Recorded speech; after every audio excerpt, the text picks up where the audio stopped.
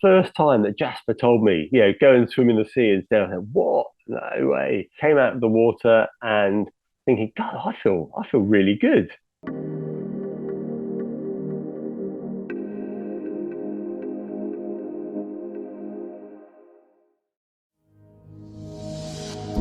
Hi there, welcome to Finding Space with Alex Tyson, the show that celebrates the everyday legends who put in the hard work to become who they want to be and live the life they want to live. For people who understand that when we practice compassion and find wisdom within ourselves, we find success and happiness. Join me in hearing amazing stories from everyday individuals who have found incredible personal and professional growth through varied and, at times, wild methods of self-improvement and self-responsibility, and through their unique perspectives and work, have gone on to better the lives of those around them. From nurturing health to growing your wealth, or enjoying the present to crafting your future, no aspect of life is off topic. Mark Harper, thank you so much for coming on the podcast. It's an absolute pleasure to have you here. Yeah, it's a pleasure for me too. Mate, where are you recording this from? Are you in Norway right now? So yes, I'm currently in Norway in a beautiful place called Kristiansand on an island called Flekkerøya. And it's it's a stunning place to go for swims and have nature all around. You walk out the front door, walk into woods, take the dog for a walk, right, go for a swim. Yeah, 200 meters away. Fantastic. Is it like autumn now over there?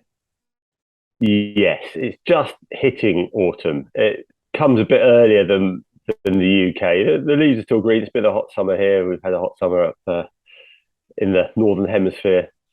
Right. But it definitely feels autumnal now. Right. Yeah, cool. And how cold is the water where you're swimming at the moment? Well, right now it's 17. It was the weekend. It was 17.3. Nice. I love the specificity. That's awesome.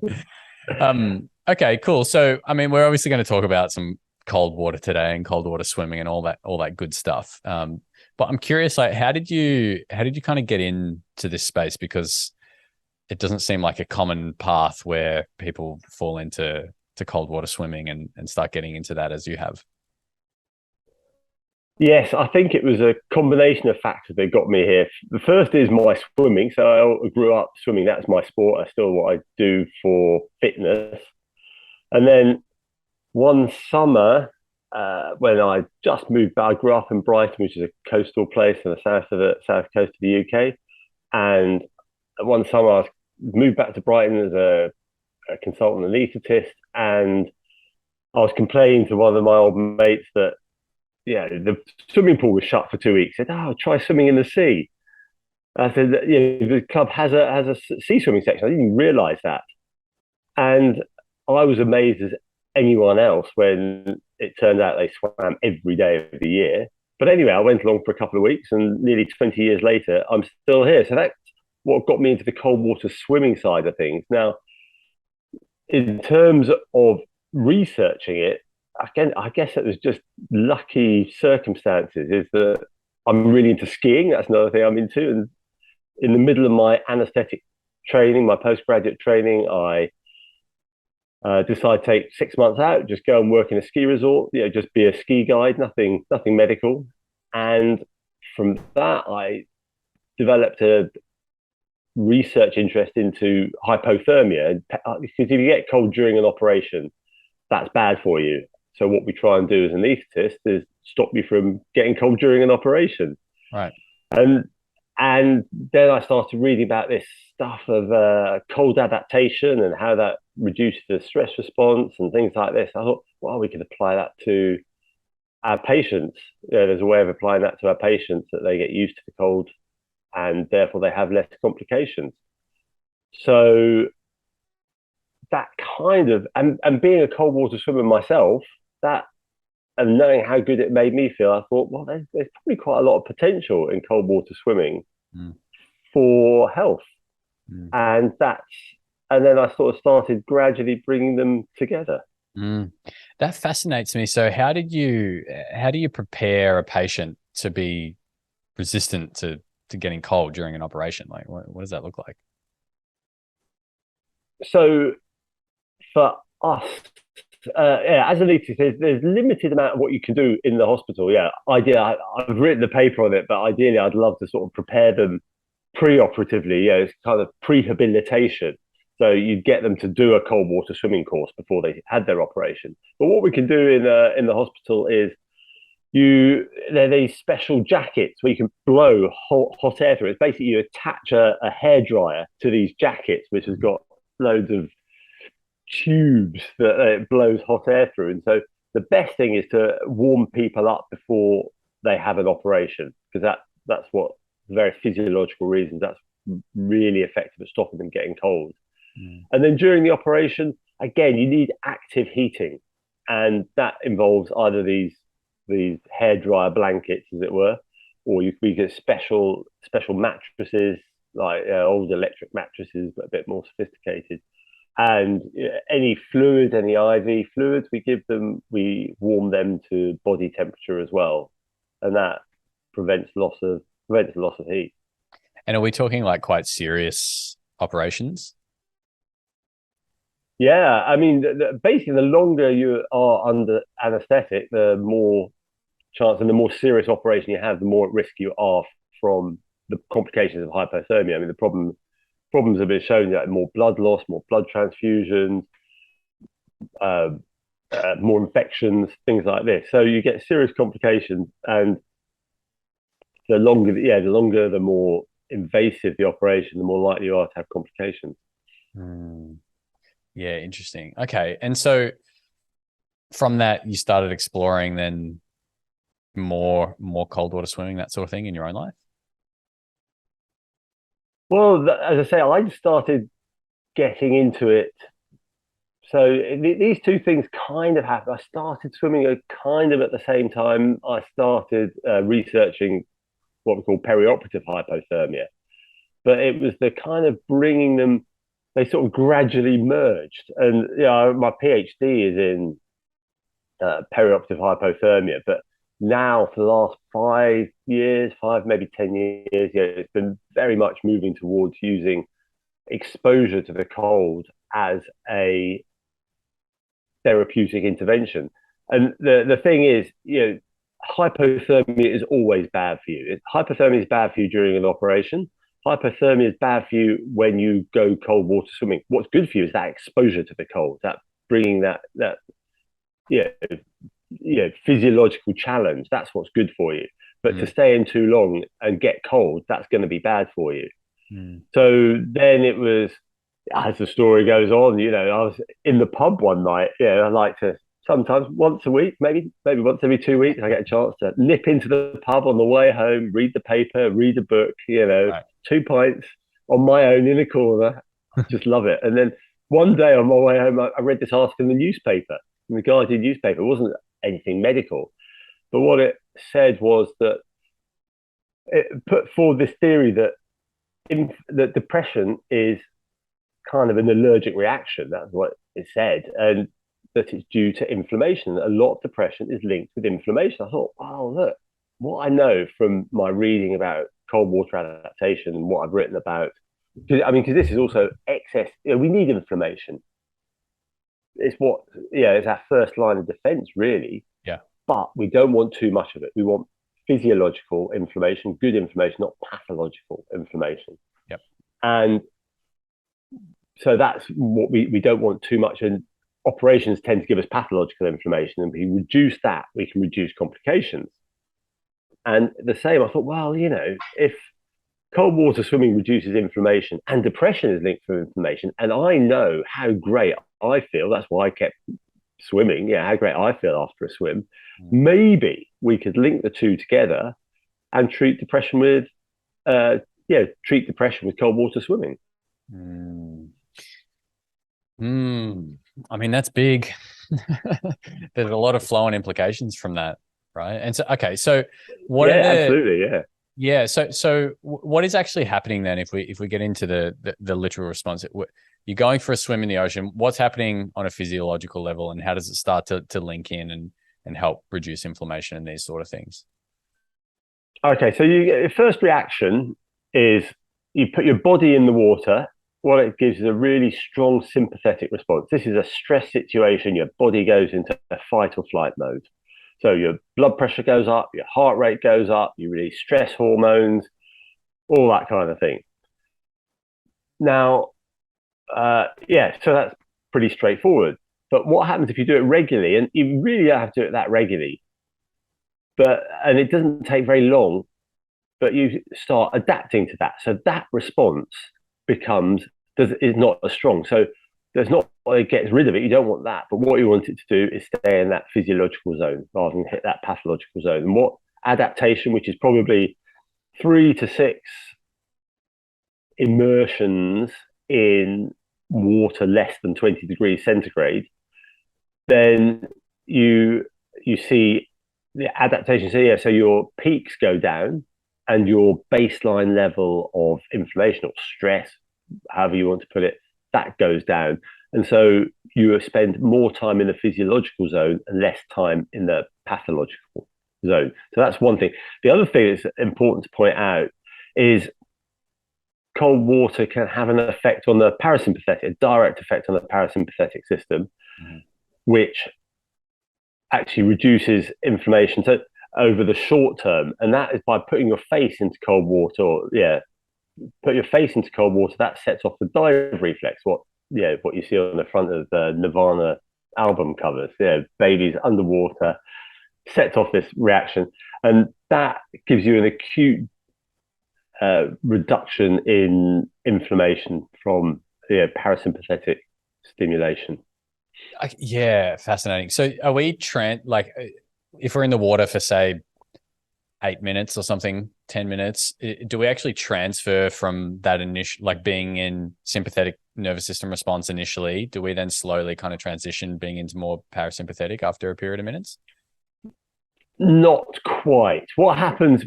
So what you've got to really do is distinguish between the effect on the whole body and the effect on the face. And what happens is when you get into cold water, you get this initial really massive sympathetic response. And then that sympathetic response then tails off. So that goes down.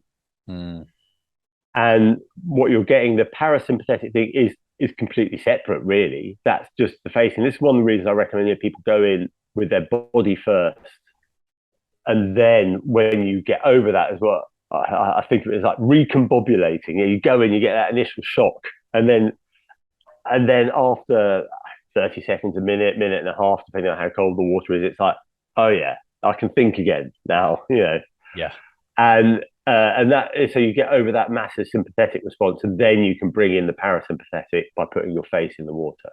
Okay. And it has to be the face. So if we're like doing like a cold plunge in an ice bath, we've got to put the face in. Yeah, but don't do it at the same time. And it's vanishingly rare, but it has been described, is that if you put both in at the same time before you used to, it's fine. Once you've adapted, which, as I say, after six times of doing this, you're probably fine. Yeah. And because what can happen is when you're not used to, you get that massive sympathetic response before you've adapted. You've got that, and you put your face in at the same time, you're getting a parasympathetic thing, and that sends conflicting signals to the electrical system of the heart, basically, and you can get funny heart rhythms and not very good heart rhythms. So that's an important thing to remember when you're doing it for those first few times. Yeah. I get asked this regularly. Are there contraindicators, therefore, to going in really cold water, people with pre-existing heart conditions, as an example? Yes, but they're actually at quite an extreme level, I think.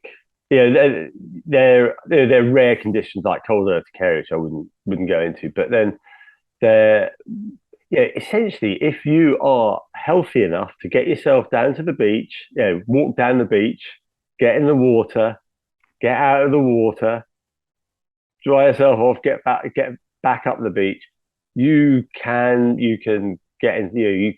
You can swim in cold water. Yeah. Okay. Nice. Just be sensible. It's just a matter of being careful. What can you do normally if that seems, oh my God, that would be really pushing it, because of my heart or whatever, then no. But really, if you're sensible about it, it doesn't, it's not very dangerous at all. And I like your point too. Like it really is a thing of consistency. You start to use or be in cold water in some way, shape, or form a period of time regularly, it becomes easier, and then that initial shock seems to die down. Your body is more used to it. And then you're like, oh, I can totally do this. I can in and out, swim for longer, not cry in pain. Yeah, I mean, it's interesting. So the adaptation lasts for ages. Once you've done those 6 immersions, one study showed that you've still got 60% of your adaptation 14 months later. So it does last a long time. Saying that, I notice that some weeks I'll swim twice in the sea, some weeks I'll swim 3 times in the sea. And if it's 3 times, that's easier than twice. I don't know if that's a physiological thing or that's just my head, but it's the more you do it, the easier it becomes. At the same time, you don't have to do it that regularly. Once a week, you're going to get a really good effect from it. Yeah. Okay. And so is it wrong to umbrella swimming with ice baths and also just generally like really cold environments? Like, are they different? Like, is cold, like if you're at the snow, it's not very windy and it's like 2 degrees outside. Is that a similar experience as being in the water, or are they not comparable in terms of what's happening physiologically? Well, yes and no, I would say. Cold environments, there's stress on the body, and we just have one. Broadly speaking, we have one kind of stress response, and that makes sense. We're not going to have a different stress response for cold water to running away from a saber-toothed tiger. So it is broadly the same. However, the physiological effect of cold air is very different to the physiological effect of cold water. Essentially, water is a lot colder. If you do the calculations on its thermal conductivity, its heat capacity, all these kind of things, one figure is that it's like 2,362 times colder than air. Wow. And what has the effect is there are 2 aspects to the extent of the effect you have. And one is the speed of cooling, and one is the actual temperature. And the thing is, with cold, because it's such a good cold water, because it's such a good conductor, you lose that heat really quickly. And so 2 degrees in the air, well, you're in some swimming trunks. It's not nice, but it's all right. Whereas 2 degrees in the water, my God, is that cold, So it has a really strong effect. And this is why, people often ask me, do showers have an effect? Cold showers have an effect? And yes, they do. And there's one great study which showed that those office workers who had a cold shower every day took less sick days than their colleagues who didn't. Wow. So it does have an effect, but the effect isn't as much because it's coming out of the shower. It's probably 18, 20 degrees. So it's just not that cold. And you're not putting your whole body in that water straight away, so you don't cool as quickly. Okay. So yeah, this is really good. So one thing that I get asked regularly, and a question I have myself, is how cold does the water need to be? Like those questions around like coldness, duration, like regularity, like what's the general rule of thumb, if there is one? Like, I'm really curious to kind of pick your brain on that and understand that I imagine there might be different levels as to what we can experience.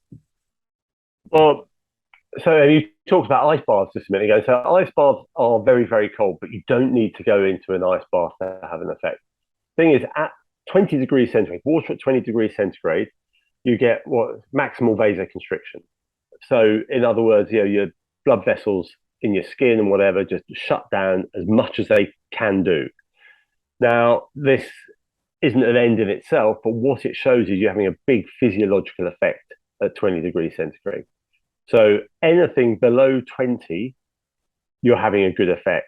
Adaptation, probably maximal between 10 and 15 degrees. Below 10, I have to say personally, I get more of a buzz, but the buzz for the day lasts the whole day after I've been below 10 degrees. But I get a pretty good effect, you know, even before that. This is just purely on a personal level. So certainly adaptation appears to be maximal between 10 and 15 degrees centigrade. So not that cold. You do not need to go in an ice bath. And for me, ice baths, they're just uncomfortable.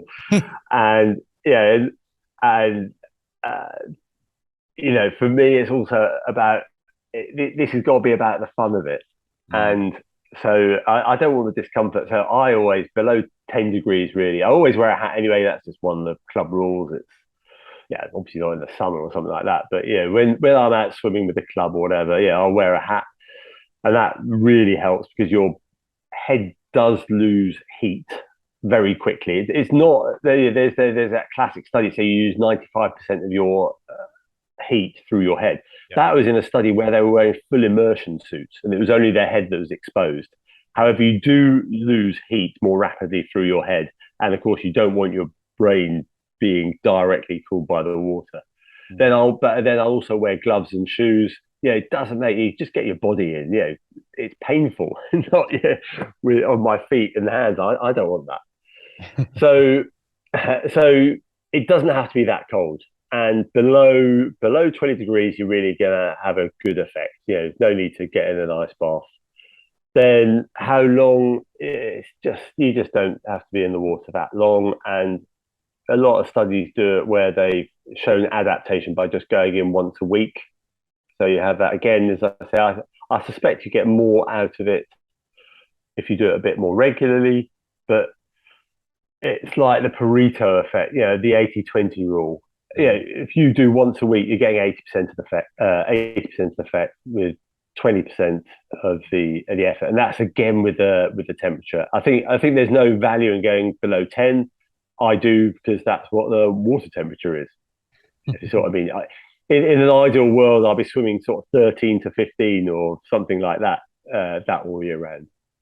Yeah. Okay. Beautiful. And are we still experiencing the activation of heat shock proteins around that temperature? Like we don't have to go to like 2 degrees or anything to get those sort of physiological benefits?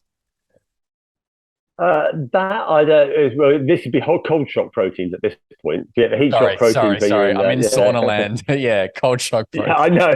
I get that. Yeah, you're in a different place to me. I'm sitting in Norway. Actually, last winter, Christmas Eve, the temperature in the water, just getting in the water, just at the edge of the water, it was minus 0.2 degrees centigrade because it was the sea. Yeah. Oh my God. Anyway, cold shock proteins. But there isn't that much work done on cold shock proteins and winter swimming. The chances are the chances are it's not quite as much, but it's difficult to quantify. I mean, the most widely quoted study on this was a Ph.D. paper where this is a great, I think it's a great study in a way, where they had people swimming in this outdoor swimming pool in London, and they measured cold shock proteins in these people, and they had a control group on the side, which was a load of people doing Tai Chi. So there's a beautiful control group, but there's a problem with that the problem one is that was really quite cold. It's the middle of winter, so it's probably less than 10 degrees. And also, these guys who are in the water, they were becoming hypothermic. So I'd be interested to know what would happen if you just stayed in long enough, as I would recommend, as I do myself, long enough you don't become hypothermic. Whether those cold shock proteins are still released. My guess is they are. Again, it's probably that 80-20 effect. You probably get 80% of them at 10, 15 degrees, and you probably get a few more if you go below, but you're not going to get any measurable health gain from that extra. How important is it when swimming in the ocean and it's really cold to, I guess, be swimming at a rate that generates that internal warmth? This is not a simple answer to that. So people seem to have everyone has a different rate at which they generate more heat than they lose. The problem is that when you swim in cold, the muscles, the blood flows to the muscles, and as it flows to the muscles, it's more easily lost. And so, pretty much depending on how much covering you've got, what's known as bioprene, you're going to lose heat at a different rate. And I know, I mean, I just never been particularly overweight, but I lost about 5 kilos, went down from about 87 kilos, about 82. And I really noticed the difference. I all these years, don't think I've really generated much more cold tolerance. And I just can't stay in as long, but that's fine. So, but I do find that as long as I keep swimming, if I stop swimming, even at about 15 degrees, I start getting cold. And to keep swimming does seem to work a lot for me. But I think more important than the knowing what work rate to go at, you need to find out, what works for you, how you be attuned to your own body really, and what that does. And so certainly in the winter when I'm in the sea, I think I just know, right, if I go in now, I'll be fine. I won't have any after. I mean, I've never been properly hypothermic, but if you come out of the water and you can get this, you start shivering afterwards. I don't like that. I only want to be in long enough that I don't shiver afterwards. And I'll be cold, but whatever. And I know that it's time to get out. And I can't tell you how I do it, but my body's just worked it out over the years. And I think that's the same for most people. It's not a great skill I have. It's just you do it enough, you get the feel for it. Yeah. Maybe there's a bit of intuition coming through there, Mark, just telling you it's time. Definitely. Yeah. Yeah. What's actually happening in the body when it starts to shiver? That's like a more advanced response to trying not to go completely hypothermic, right? Yeah, and that's kind of what you're saying about, what's your stroke rate? How do you keep generating the heat? And what that's doing is intense muscular activity, so even more intense than you're swimming, to generate heat, because as your muscles contract, you generate heat. And so what you're getting then is, just the body going crazy to generate heat and keep you warm. Yeah, man, I've been shivering coming out of the ocean a few times. It's like, wow. And well, this is the other thing, is the after drop effect. So you can be in the water and you can, and this for me was the skill, is that skill. I always call it a skill because I don't think of it as a skill. It's just something that, as you say, is intuition. But it's you get cold, your body's cold, you feel fine, and your core temperature is without a doubt fine, but you come out and then 5 to 10 minutes later you start shivering. And that's after drop. So what happens is all that cold in your skin, your muscles and your fat and all the skin, that's all kind of basically a storage heater, and it can lose heat to the environment, or it doesn't want to lose heat, it gains heat. So when it's really cold, it brings in heat from the environment, but also it will start, that warmth from your core will start going into that, and so you start cooling down. The cold gets into your core at that point, and that's when you start shivering afterwards. Yeah, it's really interesting. So that the heat that's inside is going to the skin to warm the skin up, which then cools down the inside and you start to get heat travels along a gradient. That's the definition of heat energy. It's the one that travels from a warmer area to a colder area, and as that kind of internal conduction happens, I mean, you think of it, you feel it as the cold getting into your core, but actually what's happening is the warmth is going out to your periphery, being lost to the environment. Interesting. Yeah, that's really cool. Okay, so then what is optimal coming out of the ocean or ice bath in terms of showering? Like, are we going hot? Are we going cool? Or are we going nothing? We're going somewhere in between.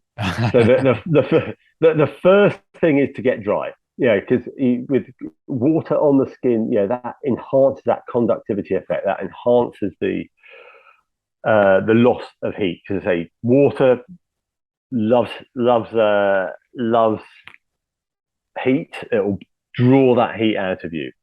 and if you've got the wind as well, that will keep that water cool, and that will draw out even more heat. So get out of the wind, get dry, and that you're doing well at that point.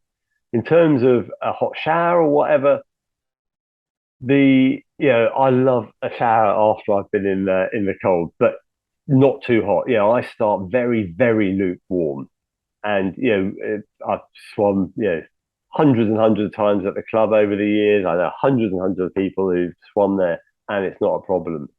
They're worried that you get quick vasodilation and that you become you faint or whatever.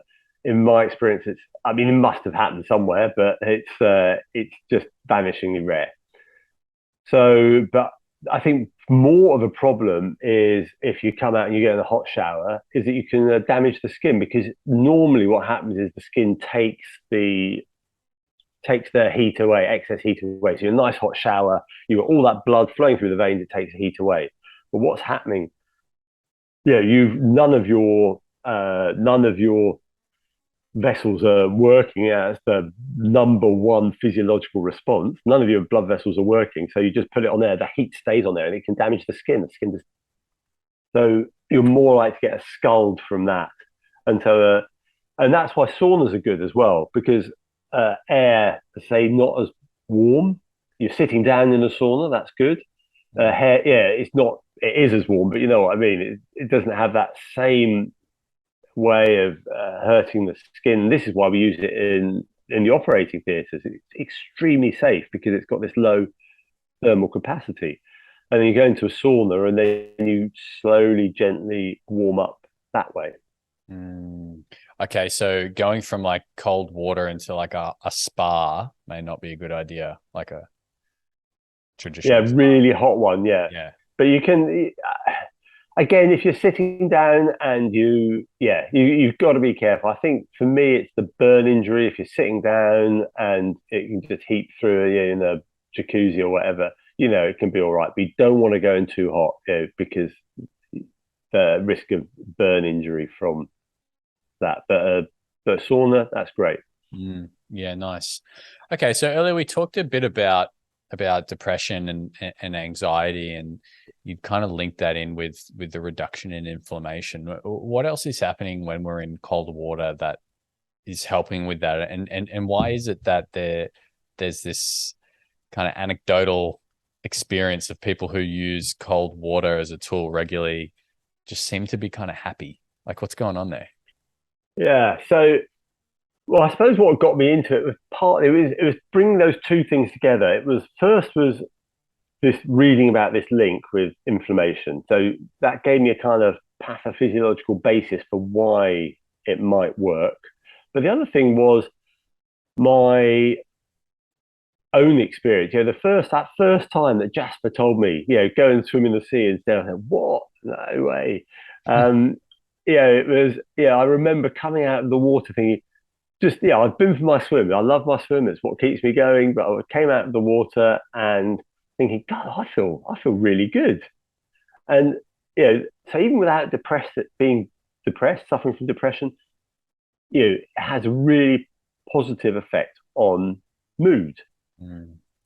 So it was kind of bringing those two together, which got me to the point of starting to investigate it.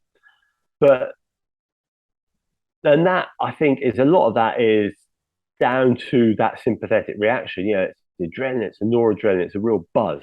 And, you think about it, that's kind of what cocaine does. It releases all these neurotransmitters. But what we've got here is something that's doing it within your body's control.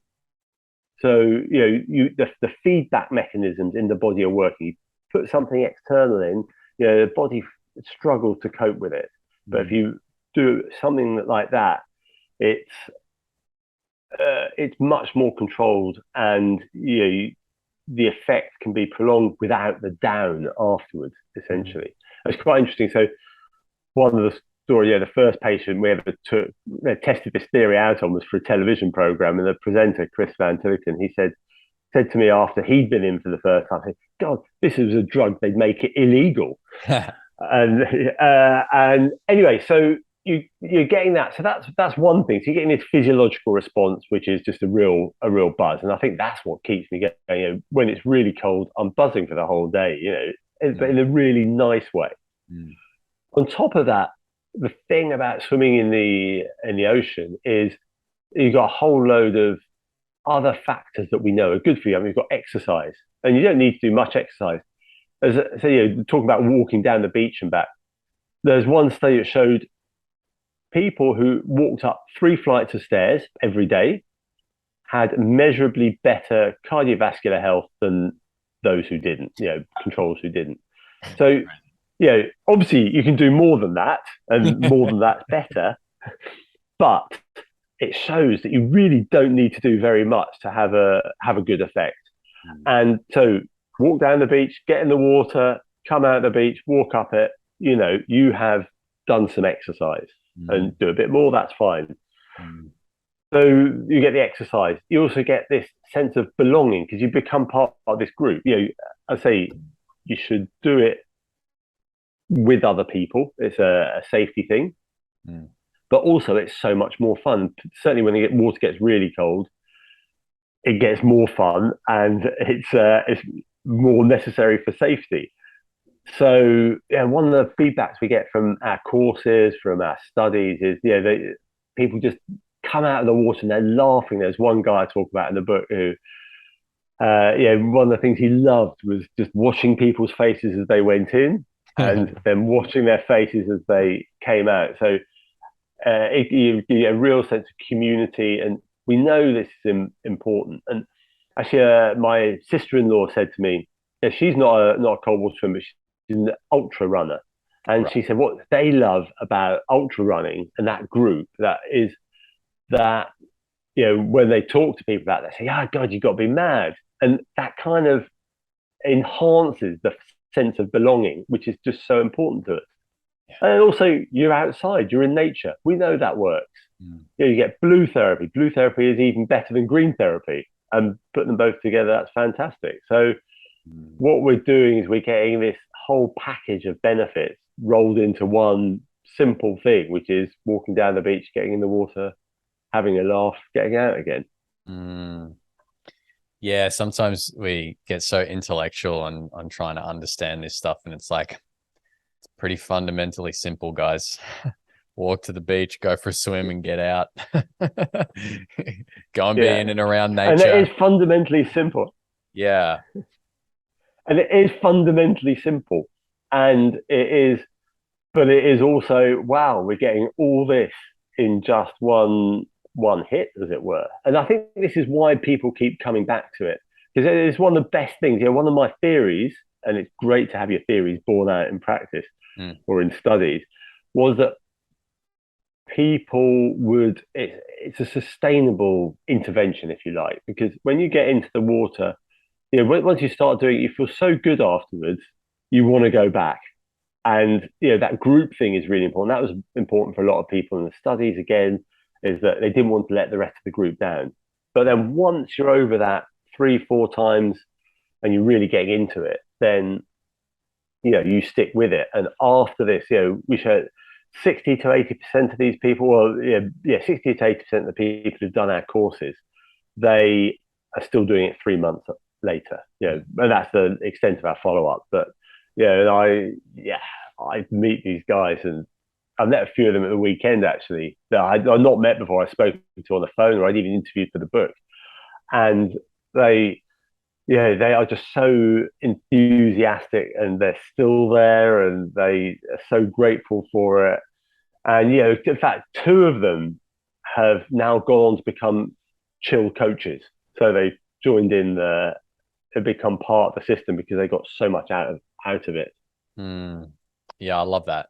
It's that sense of community, isn't it? It's such an important piece for humans to feel like they're part of something, part of a group of people who get what they get, and who are connecting over similar things, and especially connecting over what initially might be a bit of adversity too, right? It's hard going in water that's 6 degrees, but you do it with a group of people who perhaps are all feeling a bit resistant to doing it, and you come through it and you come out the other side, and it's something that you achieve together.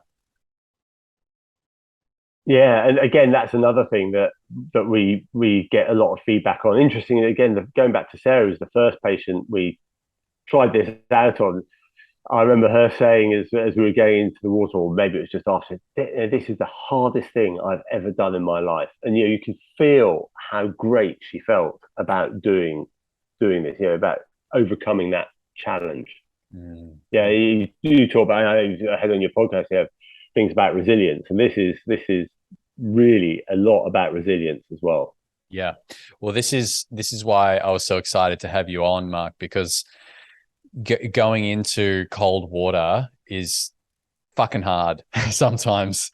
It's really it's a challenge, and what comes up in that, for me, I don't do open water swimming, but I do ice bath, and in that maybe 2 or 3 minute window, that what my mind and what I've observed in others, what the mind goes through is this whole roller coaster of emotions that in fact we go through in our life over a much longer time span. But if we can do it in this acute moment of a few minutes, it allows us to realize, we can actually achieve these difficult things elsewhere in our life. It's just the cold water is such an acute moment of time, and the mind is going, I can't do this. This is really, really hard. You get in there and the mind's freaking out. You talked earlier about the sympathetic response, and the words that often go on in my head are like swear words, and you just tune into the breath, and that inner voice comes out and you say, no, I can do this, and stick with it. And the body comes down, and then you can go for a few minutes, and then you come out the other side and this elation. And we know, as you said, that the noradrenaline and the norepinephrine flowing through the brain, and we're feeling good. And we've just done that with 5 other people, and all of a sudden it's this beautiful experience. I can understand why it becomes somewhat addictive. Yeah, totally. And you touched on something there that we haven't spoken about, which is the breath. And I think that's a really good component, although you don't kind of do anything directly with it. I'm a great fan of breathing. It's well, apart from keeping me alive, but you know what I mean. Yeah. So breathing exercises are fantastic, and I don't think you need to do the Wim Hof thing. I mean, you can, and there's nothing wrong with it, and it does people good. But that's kind of hyperventilation. That hyperventilation thing can be not distressing, but it's not, I don't know, it's not calming. It's not calming breathing, what he does. And that's not necessarily a bad thing, but it's not for everyone. And as cold water swimming isn't. But one of the things is one of the key things when you get into the water is this hyperventilation, big gasp. And that's one of the reasons why you shouldn't put your face in first. Certainly when you're not used to it, is because, you take that big gasp and your body's under the water. Your face under the water, you've got a lung full of water, which is not good. No. But what getting into that water, that big gasp and you hyperventilate, feels like a panic attack. And essentially that's what it is. You've artificially induced a panic attack. Yeah. But the breathing comes under control. And we know that, so I know, from my personal experience, your breathing, as you get stressed, your breathing goes out. And then bringing your breathing back, is a really, is a real help. As you bring your breathing back to something calmer, that feels good, and that's good for the body. And there's scientific evidence about how this breathing, how breathing can alter your whole physiology. So it helps you learn to sort your breathing out and work with your breathing and get past that panicky phase. And that's in other parts of your life as well as in the water. Yeah, exactly. Spot on. I just had the funny thought, just to acknowledge everyone listening now who's all of a sudden just tuned into their breath for the first time in the last 45 minutes after talking about it, bringing some awareness to it. But that's exactly it. In life, when we get stressed, the breath goes, right? And being able to then find that breath and come back to that can actually bring us back into homeostasis and allow us to perhaps make better decisions, activate more parts of our brain, and work through whatever the stress or the challenge may be. Yeah, I really like that. Okay, so as we spoke about before we got on, most of the audience listening to this is in Australia. So we need to be in water under 20 degrees. How long are we in the water again? And just in general, like, how else can we access some of these benefits if we can't access the ocean, as an example? So, in terms of how long you need to be in, you don't need to be in very long. It's not that long. So, and it is dependent on how cold it is. It's more about not being in too long and becoming hypothermic. That's what it is for me. When it's below 10 degrees, it's certainly below four, below 10 degrees, 5 minutes, that's probably enough. And when it's really cold, my rule of thumb is going for 3 minutes and make sure you get your face in 3 times. And again, it's not just face in, face out. It's putting your face in, waiting those just a few seconds until that initial shock passes, and then bringing it out again. And then you are getting the sympathetic training, the sympathetic adaptation, and you're getting the parasympathetic activation from the face. So, as I say, you don't need to be in that long at all. I mean, a bit more, you might get more effect you can stay as long as it takes before you become hypothermic, and you probably have more effect. But that 3 minutes, 5 minutes, if it's warmer, 10 minutes, whatever, you're going to get most of the effect. If you can't access that, you can't access open water under 20 degrees, a cold shower, as I say, that will have an effect. But again, when you do that cold shower, put your face in make sure you get your face in it as well. Just a bowl full of ice, ice and water. And it's quite interesting. I've been doing some stuff with teenagers, school kids. In fact, I did a thing with my son's class. He's 16, and went in. A whole morning. Went for a swim at the end of the morning. But as one of the experiments, what we did was we put your hand in iced water and see what happens to the pulse. Put a little pulse oximeter on and see what happens to the pulse. Goes up. It's a sympathetic response. It's painful.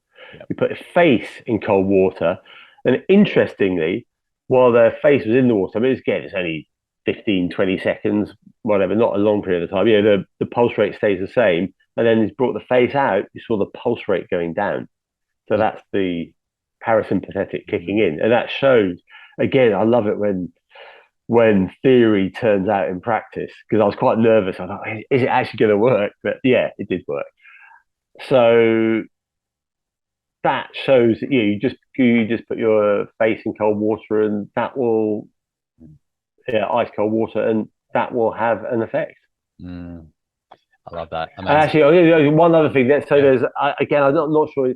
Certain parts of Australia, I'm sure it wouldn't work. But I was talking to a guy on Friday who set himself up so his morning routine is set himself up a shower in the garden. So it's just a hose pipe, basically. Yep. He just showers himself with a hose pipe. And so it's out there, the water's cold. He goes out in the morning, it's cold. He gets under it, drenches him in cold water. He puts his face up to it, and he goes out and he sits outside and has his coffee. Nice. Yeah, really nice. Sounds like a pretty good routine to me. Yeah. Yeah, he lives in London, lives in the middle of London, so there's not much accessible cold water for him. Yeah. Well, that's it. That's important, because not everyone can just access the beach. I mean, oftentimes people think everyone in Australia lives 10 minutes from a beach and has a kangaroo in their backyard, but they don't. They just have a kangaroo in the backyard, but they don't have the beach. Yeah. Or a koala hanging out of a eucalyptus. All right, cool. So what are you working on at the moment? Is there anything that's really kind of got your attention, that's really got your excitement with things that you're doing at the moment? Well, so it's really exciting. So last week we had the paper published, the first clinical trial using cold water as a therapeutic intervention. So it's where we took 59 people in into the cold for, who had anxiety and depression, and showed it's a small study. It's only a feasibility trial, but it really showed a very strong effect, strong positive effect. And a lot of these guys are guys I've interviewed for the book, and they found coincidentally that other conditions have been improved, whether it's fibromyalgia or chronic pain, migraine, things like this. So that's really exciting, and so I'm looking forward to running bigger trials, and maybe in the long term, it's going to take a while to get there, but maybe in the long term, looking at these other conditions. That's really fascinating. So are you able to share a bit about how that trial was run? I find that really interesting. Yeah, sure. So, well, in fact, what happened was I was just down there. So this is in North Devon, so it's kind of as near as to a surfy place in the UK as you get, because of course everyone in Australia surfs, don't they, as well? Totally. with their kangaroo. Yeah. Anyway, yeah. So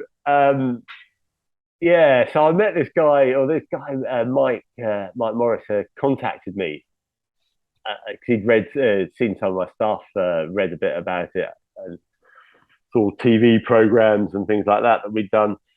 And he said, well, I teach swimming and blah, blah, blah, and ocean safety and things like that. Could we set up a course?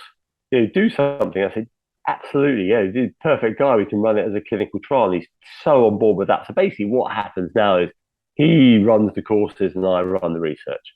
Yeah. And what we got together is North Devon. They're nice, gentle, shelving beaches, lots of sand. So really good, safe areas, lots of different. You can always find a sheltered spot. Yeah. And so what we did was we set up a course where they just come along, they come down to the beach, they do some exercises, warming up. Really important to go into the sea warm, because you say we talk about the storage heater thing. You want that heat. You want warm water going into the warmth going into the body rather than cold going. You have your storage heater full before you get in, and then they go into the water and they go very tentatively into the water. But once they're in there, it's things like getting the face in. What it does is duck diving. So you just go under the water. It's not saying you've got to get your face in. It's like, okay, now what we're going to do is we're going to dive into the water. So they're getting that parasympathetic boost, and also that develops their feeling of safety, but it doesn't feel outwardly like, oh, I'm on a safety course. It's like I'm learning to do these maneuvers that will keep me safe and things like this. So that's it. And the session's about half an hour, and depending on the time of year, depending on the sea temperature, it ranges. In the summer it's about 20, in the winter, middle of winter, it's about 10 degrees where he is. So you're in the water for 10, 20 minutes, and then you come out, do some more exercises. Everyone has part of the instructions to bring a flask of a hot drink and stuff like that, and you just come out. We do that over 8 weeks, and then part of the ongoing thing is you create groups, you create WhatsApp groups, people start swimming together, and there are ways of getting the odd top-up session, as it were, we're running. But it's a really simple course of just getting into the water, getting used to the waves, getting used to getting your head under and just feeling confident. So it's kind of a whole kind of holistic course about sea safety and just getting people into getting that effect of the cold water. And so what were some of the changes that people experienced coming out of that? Well, I think so. As we'd hoped, what we saw was a tremendous reduction. 50, 60. What you would call it's never a cure rate, but what you would call a cure rate. So people who were clinically anxious or depressed, going from a level which was pathological to normal levels, and 50, 60, 70, depending on how you looked at it, 70% recovery rate is fantastic. It's amazing. You get a 60% response rate to SSRIs and stuff like that, to tablets, but that's not actually a cure rate. And you've got all the problems of the side effects and coming off these drugs. So that was the prime observation. But the secondary observation, as I alluded to earlier, was that these guys were going in, guy Grant, who's chronic pain, he used to be a surfer, couldn't do his surfing, used to be a cyclist, couldn't do his cycling, just living with chronic pain. And he was really depressed. He said, pain is a lonely place. And really depressed, and just about to get referred in for more, intense treatment. They said they saw this course. He said, "Okay, I'm going to give that a go," and it worked for his depression. But what he coincidentally noticed, it worked for his pain, and it doesn't get rid of the pain. That's what we find with a lot of these things, with migraine, with all kinds of stuff, is that it's not a cure, but it gets you from a non-functional level to a functional level. And that's what he found. He's able to function so much better now. And there's another guy. Martin is one of the guys who's now come on to be a coach, a chill coach. He had fibromyalgia. And again, he was a very anxious guy. And he found himself to that work, but then he found his fibromyalgia got better as well. So it was these kind of things. And Martin actually is kind of one of the best comments. I keep quoting because it's so good. And he described it as his experience of getting in the water was he felt alert, alive, a sense of euphoria and achievement. And popping a pill does not give you that. Hey, I've taken a pill, I feel alert, alive. And but the intervention, just the intervention, gives you all these great things of going in the cold water. As we said earlier, it's just that simple fundamental thing, bring us back into balance and get the body working as it once did, and bring it the balance thing, I think is absolutely key to it. And then so talking about what I'm interested in going forward, I think one is the doing some stuff with kids. So we've done some preliminary stuff. I've done the things with a couple of classes here in Norway where we've taken them out. The kids have really liked it. We're trying to put together some more formal stuff to actually study it. So we've got a lot of anecdotal stuff from the UK as well about getting kids out into the sea. And I think that's going to be it's just getting them to do it. Once they do it, it would be great. And then the other thing that I think could be really interesting, but I'm not so far down that line, is with long COVID. COVID, although the manifestation is very much respiratory and the transmission is respiratory, it's actually a disease of inflammation. And this is why some people are having anaphylactic reactions to it. Other people hardly noticed it because they weren't reacting to it. It's all about the inflammation. And maybe the effect of cold water swimming on the inflammation could help long COVID. And I think that would be a really interesting area.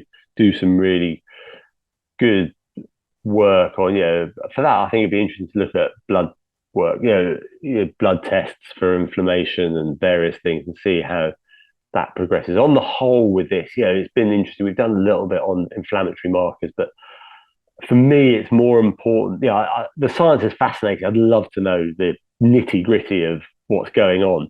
But for me, it's more important, does it work first? Let's see, there's the whole thing. We know it's a package of benefits.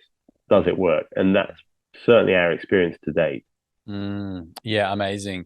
So are you saying that we don't know specifically which inflammatory markers it reduces yet? We've got an idea. The thing is, inflammation is such a complex thing that it's difficult to know. And we did some CRP levels on the guys in Devon, and we weren't able to get that many. And in fact, interestingly, inflammatory levels weren't as high as we expected. But definitely the movement was towards them getting better towards the end of the course. Yeah. So the bottom line is, no, we don't quite know what's going on. And perhaps we won't know because say it's just so complicated. But this is also comes from the other end. This is why things like SSRIs I don't think work very well, because you know the body is a complex thing. You just target one molecule, one neurotransmitter. It's just not. It doesn't make sense to me that that can fix something as complex as depression or inflammation or whatever. Whereas you come in, you're the big hit of setting off the whole cascade of things by getting into cold water. Yeah. That is, or just exercise. You don't even need that. Going for a run, you're using your whole body. So it's a matter of. I know someone I was speaking to describes, the body is an ecosystem, and introducing rabbits, we know that's a bad thing. Introducing one thing can totally mess up the whole system, but you can't just get rid of it with just one thing. You need a whole approach, a whole ecosystem approach to sorting these things out. Yeah, I totally agree. I wrote about it in my book as well. It's so easy. It's almost the nature of the human mind to become fixated on a molecule, or an inflammatory marker or one thing that we need to fix, when in fact we need to zoom out. We need to let's just take a step back for a minute and just look at the whole picture, and whether that's just getting cold, or whether it's just getting hot, or just eating the right foods, or changing the people that we spend our time with, or changing the things that are putting stress into our life, which is shutting down our endocrine system each day, whatever it might be. We need to have this holistic approach to our overall wellness. And it's great to know some of this science. And that's why I ask the questions, because I do find that stuff fascinating, but the answer is typically a higher level answer. It's not just, we need to focus on this particular molecule or this element of the Krebs cycle to fix all of our problems. Yeah, absolutely. And that's exactly it. It's just so much a bigger, more complex picture. And it's the scientific paradigm, isn't it? We've come to, it's done us so much good. And certainly anesthetics, for example, amazing. That has come about through science. We still don't really know how anesthetics work. We've got these very specific molecules that work, and so that's where the science, that's where the molecular innovation and investigation really gives us benefit. But 150 years or so of using anesthetics, and we still actually don't really know how they work. And that's it. And I think that's to our benefit, because it allows us to kind of let go, fully understanding certain mechanisms, and just saying, maybe we should just go in some cold water. Maybe we should just exercise more. Exactly. We let go. That's it. And you go into cold water, you've got both of those already, and we should, both of them. Yeah. Spot on, man. Okay. So we're coming towards the end of our time. I want to talk about your book briefly, but just before we get to that, if you were to just give 3 top tips to people looking to start to use cold water as part of their health routine throughout the week, what would you say to them? Well, if you get me to 3 top tips, it's like, not that long, not that cold, not that often. Once a week is fine, whatever. More is great. It's like with exercise. The more you do, the better. But that's it. That'd be a 3 top tips. I'd like to kind of go back to the 6 rules to an extent, which are things like, do it with someone else, make sure you're warm when you get in, make sure the key one is knowing how you're going to get out before you get in. There's this great phrase called Agnes Allen's rule, which is almost anything is easier to get into than out of. I think that applies for the whole of life, and that's my number one thing is for swimming is you can get out, basically it's safe, and that might be having other people around you and things like this. So it's that kind of thing. There are a few safety aspects to it, but for me the key is that it doesn't have to be the ice bath. It doesn't have to be uncomfortable. Minimize discomfort, maximize fun. Just go with it. Get some friends, have a laugh. I think that's it. Find a group. and have a laugh. Yeah. Nice. Yeah, totally agree. All right. And yeah, tell me a bit about your book and where people can buy it, etc. Uh, well, I don't know how you can buy it in Australia. I've got some friends who just moved to Western Australia, so I sent them a copy a copy of it. Uh, but yeah, I mean, the book is published. It's a US publisher, it's published in the US in July, published in the UK in February. Not February, in August, and yeah, available from the usual sources. Basically, it's yeah. Beautiful. All right. And if people want to follow you or find out more about some of your work outside of the book, where can they do that? Yeah, so that can be. I don't use it that often, but when I come across interesting stuff, I put it on Instagram or on Twitter at the Wild Swim Doctor, and I've also got a website, drmarkharper.com, which in time, what I hope to build up as a resource for cold water swimming, put the papers up there, put the links up there. At the moment, it's just a very basic site, but in time, the plan is for that to be a resource. Yeah, beautiful. I mean, you're doing important research, mate. The website can wait. Well, that's kind of how I'm thinking about it. I like to think of it like that. Well, thank you so much for coming on today. It's been an absolute pleasure. And although we didn't get in the water, I hope you had some fun. Yeah, really enjoyed it. Thanks a lot.